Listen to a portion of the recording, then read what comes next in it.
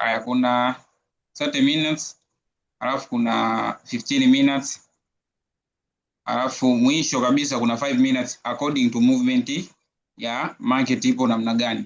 Kwa hizo sehemu ndo ambazo tutaenda kuzipitia kwa siku ya leo. Mpaka hapo tuko sawa eh? Ndio. Haya. Sasa kwenye top down analysis maana yake ni kwamba unaanza na time frame kubwa, unashuka time frame ndogo. Lengo ni lipi?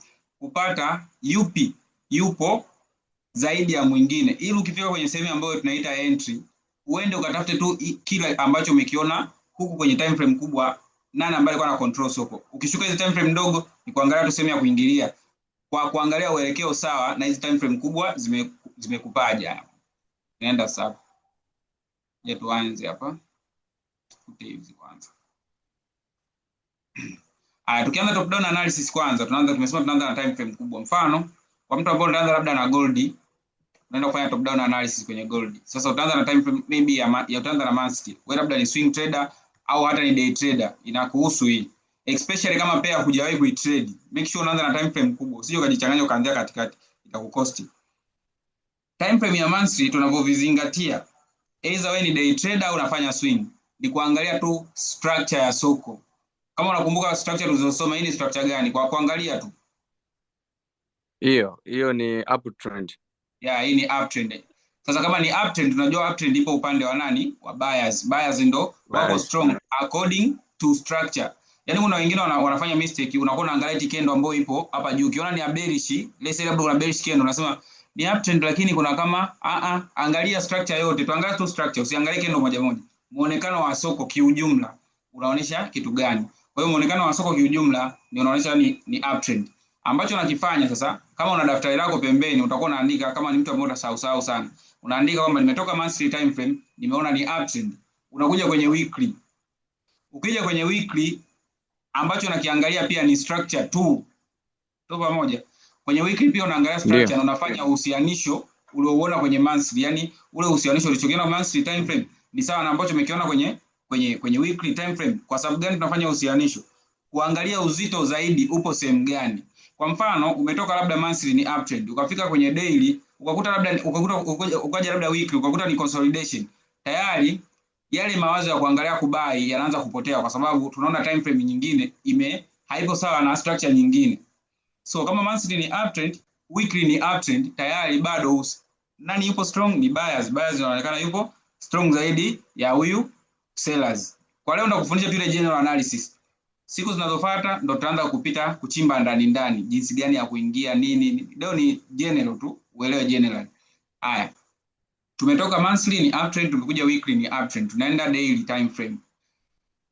Daily time frame ambacho unafika kwenye daily, kumbuka hii ndo sehemu ambayo mfano kama una trade gold, ni sehemu ambayo swing traders na day traders ndo sehemu husika ambayo wanaenda kuchukua entry zao.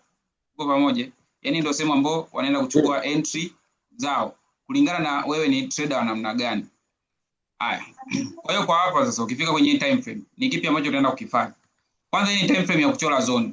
Daily time frame ni time frame ya kupata zone za kuingilia sokoni, cha kwanza, na ni time frame ambayo ya kucompare pia structure ambayo umeona kwenye time frame zingine.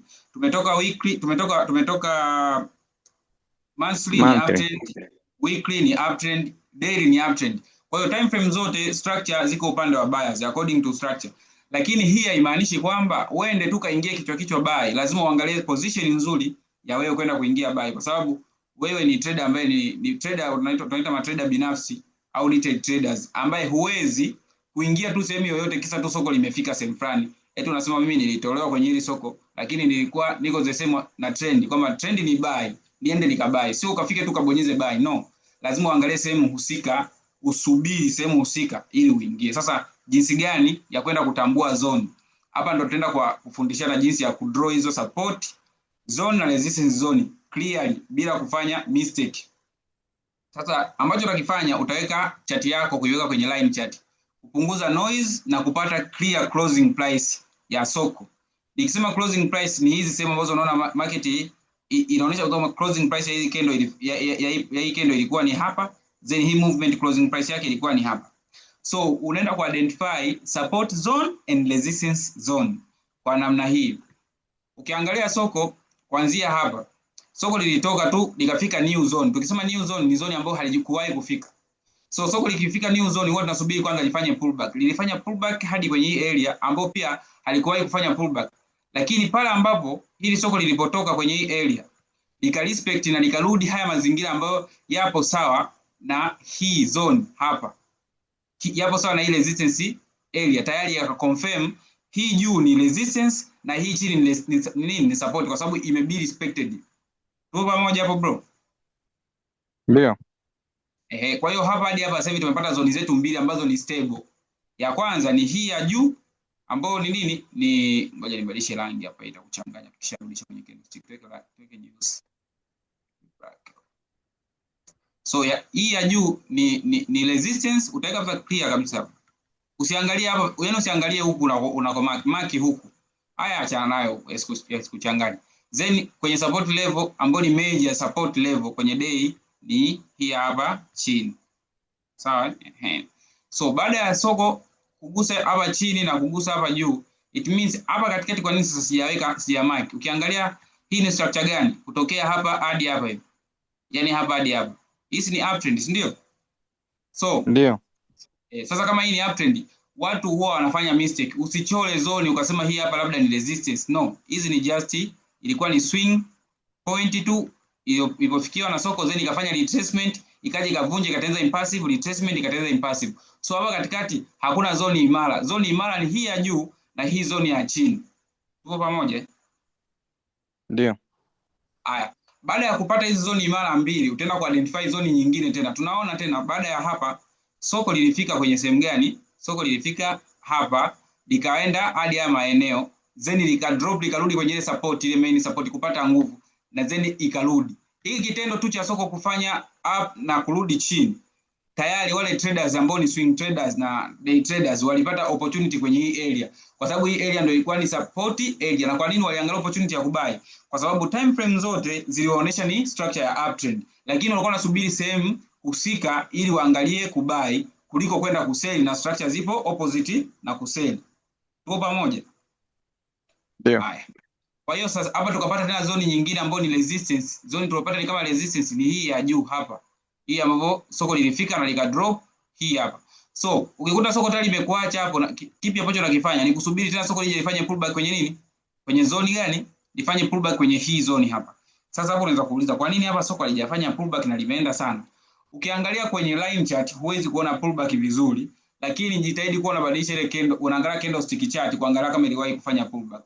Line chart inakusaidia ku draw zone tu clear. Eneo husika. Line chart inakusaidia tu ku draw zone husika. Haikusaidii kujua kama soko lilifanya pullback exactly kwa kuacha rejection au alikufanya. Lakini tunachokiona hapa ni kwamba soko lilifanya nini? Pullback hadi kwenye hilo eneo, ikaacha rejection, ika close above na ikaendelea na continuation, kuendelea kubuy. Sasa kipi ambacho tunakifanya ni kwenda ku draw zone hapa juu. It means tumepata tena nini? Resistance zone nyingine ambayo ilivunjwa na ikawa nini? Ikawa support. Unaona Sasa ndio. Kwa hayo maelezo kutokea huko mwanzo, unahisi sisi ambao tunataka tuje tuingie tena sokoni tunasubiri sehemu gani ili tubai? Hapo sehemu nyingine tunasubiria tubai. Ili tuingie tena na soko. Ni mpaka soko lilipofikia huko juu. Kwa hapa sasa naona hapo hivi tukao tuanganie. Kwa hapa hivi it means tunasubiri soko lifanye pullback kwenye support zone ili tuendelee.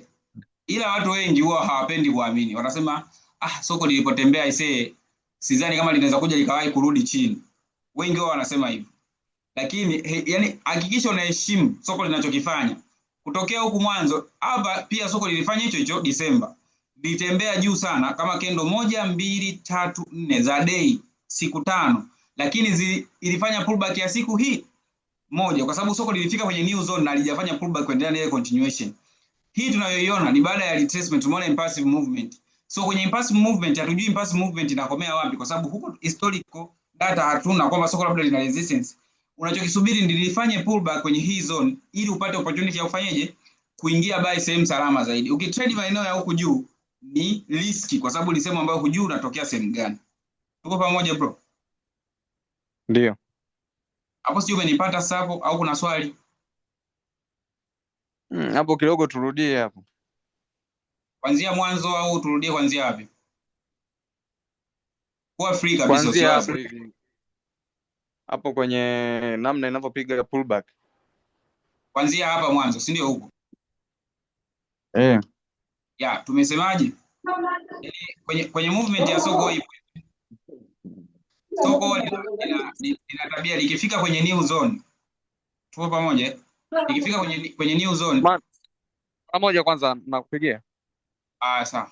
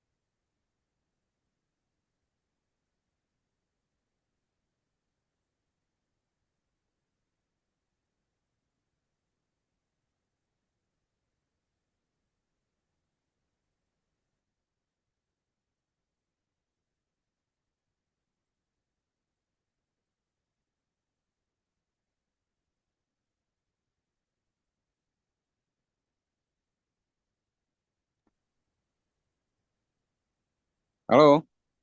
Hello. Tuendelee. Tuendelee brother. Sawa. Kwa hapa hivi tulikuwa tunajaribu nani, ngoja nijaribu labda kuchora kwa before tujafika kwenye chart huko. Nikupe kwanza uelewa hapa. Haya. Soko lina move kwa aina tofauti ya movement. Kuna hii movement ambayo tunaita ni trend. Hapo kuna kitu nataka nikueleweshe, na hii itakuwa njia rahisi sana kwa kuelewa. Kuna trend range inakuwa namna hii, sorry, sio trend, range. Sawa Inakuwa ina move kwenye position hii kama hivi. Up and inakuwa hivi. Sasa ndani ya hii movement ya hii structure ya trend huwa kuna uptrend na down trend. Tupo pamoja? Soko likiwa linaenda uptrend kwa mfumo huu, huwa tunajua sehemu gani linaenda kufanyaje kudrop, kwa sababu lishatengeneza resistance huku. Sawa, hii ni structure ya trend ambao kuna uptrend na downtrend. Sasa tukija kwenye structure ambayo inakuwa yenyewe imebeba tu upande tu wa nini, ni uptrend. Mfano kama gold muda wote ipo tu mfumo wa uptrend. Sasa kwenye time frames za day, weekly na monthly hauwezi kukuta downtrend. Maybe utakuta tu some retracement kidogo. So gold huwa kila muda inaenda inafika new zone. Tukisema new zone ni sehemu ambapo soko halijawahi kutengeneza. Mfano itatoka hapa itafika hapa. Itapavunja itafika new zone. So ambacho sasa tunakisubiri ni irudi kwenye ile support area ilipotoka kuvunja. Then itapanda tena. Tutaisubiri irudi tena hapa ili tuingie nayo. Itapanda tena itaenda hapa. Tutasubiri tena ifike hapa ili tuingie nayo. Sawa Sasa kuna kitu gani ambacho nataka nikuonesha? Hiki kwa hapa it means zone ambazo tutakuwa tunatakiwa tuingie nayo ni hii. Kwa hiyo soko likishavunja hapa, let's say imevunja hapa. Wewe unasubiri ifanye pullback. Likishafanya pullback wewe ndio unaingia buy. Unaenda na ile structure. Sehemu gani unaenda kutokea baada ya sehemu ya TP yako itakuwa ni hapa kwenye hii structure ambapo lilishindwa kuvunja na lika drop. Then likishavunja hapa likaenda tena juu, utalisubiri tena lifanye pullback. Usiingie nalo kwenda nalo juu. kwa sababu likija likafanya pullback ghafla litakuharibia account yako na hautaweza kuhold muda mrefu. Sio, unanielewa bro? Ndio. Yaani mtu aliyeingilia hapa akiona hapa hii zone imevunjwa vizuri, hii resistance zone imevunjwa vizuri, anaweza kuhold, kwa sababu hata likifanya pullback halimletei effect, kwa sababu litafanya pullback kwenye ile support area na litaendelea tena nini, continuation ya buy. Lakini ukiingilia hapa then soko likafanya pullback, limeshakupa profit wewe, likafanya pullback linakutoa na stop loss. Sio, unanielewa hapo kaka? Kwa hiyo hapo nimekupata. Sasa tukileta uhalisia kwenye hiki ambacho nilikuwa nakiongelea hapa na kuzi-identify hizi zone, ndio hiki ambacho nimekucholea hapa. Ngoja turudi. Ukiangalia hapa nilichokufundisha ndio hicho. Lakini ambacho unaenda ukiangalia huko daily ni kuangalia zile major zones. Ni sawa hata ukiwa mtu ambaye anataka trade continuation hapa alikuwa na uwezo, lakini kama huku soko lishakuacha, lishatap huku chini na linaitafuta ile resistance, unaweza sawa ukatafuta continuation ya kuingia nayo, continuation kwenda nalo, yani soko lishakuacha sawa, lakini unajua sehemu ya kutokea, unaweza kulidaka. Mfano mzuri kwenye hii sehemu hapa. Mfano hapa kwa mtu ambaye hii candle ilikuwa imemwacha, alikuwa anaweza kutafuta opportunity ya kubai maeneo haya kwa setup ya kubai, kwa sababu anajua sehemu gani anatokea. Lakini mtu ambaye anakuja kutafuta buy huku, unahisi anaenda kutokea sehemu gani? Kwa sababu soko halijatengeneza resistance yoyote. Sehemu hii ni sehemu mbaya sana. Ni sehemu ambapo unaweza kuingia buy, soko likaseli likafika hadi haya maeneo, likabai tena ukaingia buy likaseli. Yani ni sehemu ambayo ni korofi, haikupa opportunity ambayo imetulia. So it's better ukasubiri hii pullback iguse hapa, then uingie nayo buy. Hapo umenipata au bado? Kama hujanipata useme, usije ukaogopa kwamba labda unanichosha. Hapana. Hapana, nimekuelewa. Hapo tupo sawa. Haya, tunaendelea sasa. Haya, sasa mfano kama ushafanya analysis zako na ukajua sehemu fulani ambayo unaenda kuingilia, unaweza kuwa unatembea tu kuangalia small opportunity, ukatazwi. Mfano, utaenda tena 4 hour. Ambacho ta base nacho ni structure. Structure ni uptrend kwenye time frame zote kubwa hadi kwenye 4 hour ambayo ni structure ya mwisho. Kwa nini? Maamuzi ya kuangalia direction. So ukiona time frame zote ziko sawa, usije ukaignore ukaenda opposite na ile trend. Usije ukajichanganya ukaenda opposite na ile trend, kwa sababu time frame zote za direction, time frame almost monthly, weekly, daily, 4 hour, time frame 4 kubwa zote zinakuonyesha structure moja. So ukienda kusell ni risky. So ukija 4 hour ambacho unakiangalia ni structure na soko limefika sehemu gani na linafanya kitu gani. Ukiangalia soko lilipofika tayari lishafanya nini, kitu tunakiita nini? Retracement. Kama unaona bro, hii retracement. Then impassive.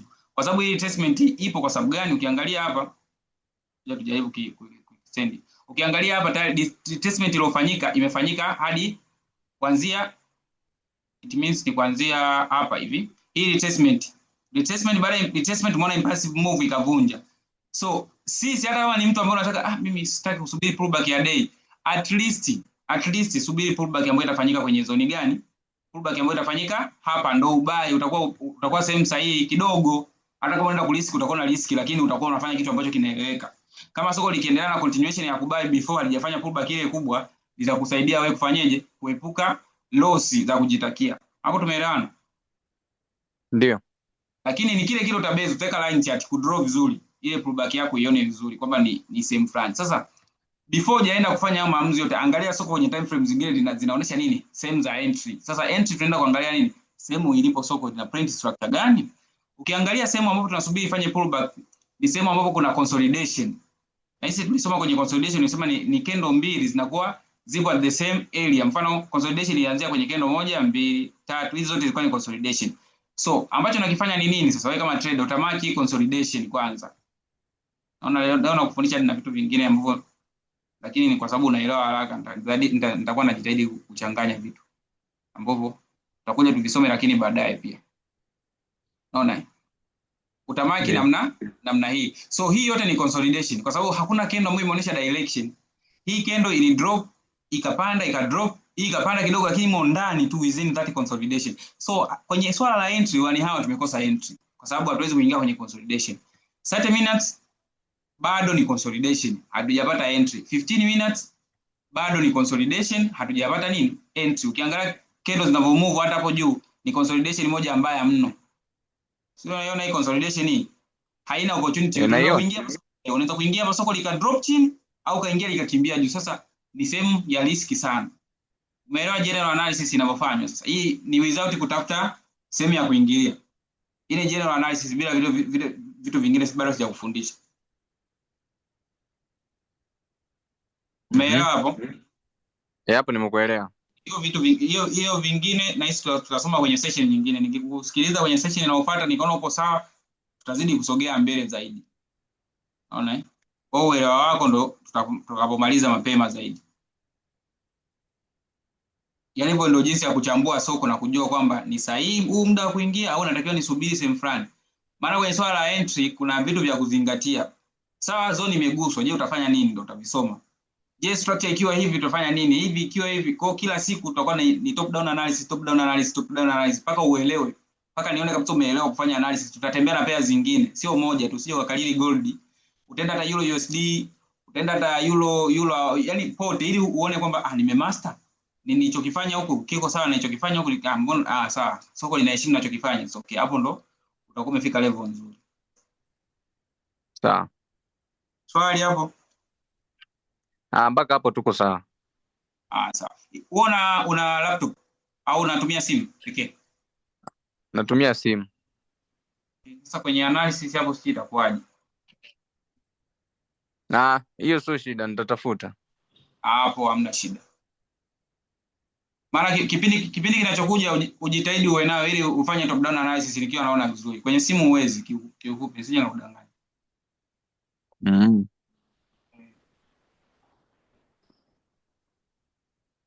Haya, poa bro, uwe na usiku mwema sasa. Sawa. Video nitakutumia, nitakutumia baadaye kidogo. Haina shida.